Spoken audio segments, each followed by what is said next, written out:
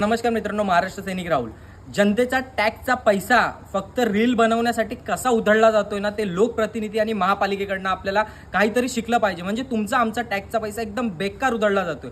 नाले सफाईच्या नावाखाली फक्त रील बनवल्या जात आहेत. बुलडोजर असेल, JCB असेल, क्रेन असेल, फक्त घुसवायची नाल्यामध्ये आणि असं खोदकाम करायचं, तेवढं रील बनवून झालं आपला नाला सफाई. कारण मी पर्सनली या गोष्टी बघितल्या. तुम्ही बघा ना, कुठे कुठे असे नाले सफाई झालेत, फक्त माती खदायची आणि वरती जो प्लास्टिक आहे त्याच्यावर ती माती टाकून प्लेन करून टाकायचा.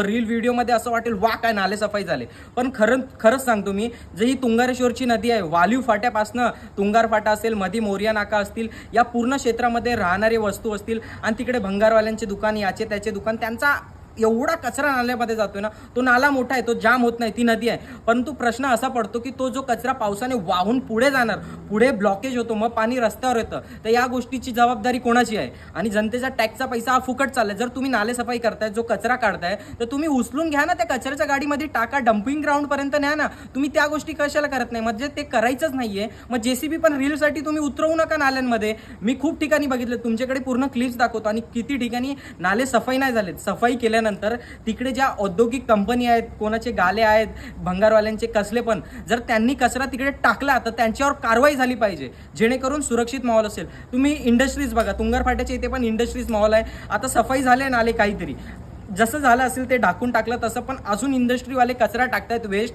त्या नदीमध्ये, त्या नाल्यामध्ये. तर त्यांच्यावर कधी कारवाई होणार महापालिकेची? आणि लोकप्रतिनिधी त्यांच्यावर का कारवाई करत नाही? कुठेतरी हा सर्वसामान्य नागरिकांचा प्रश्न आहे मित्रांनो. मी स्वतः बघितलं, तुम्ही ह्या क्लिप्स बघा. आपला टॅक्सचा पैसा हा फुकट चाललेला आहे. जर नाले सफाई करायची आहे तर पूर्ण इमानदारीने नाले सफाई करा. रील बनवण्यासाठी नाले सफाई करू नका. जय हिंद, जय महाराष्ट्र.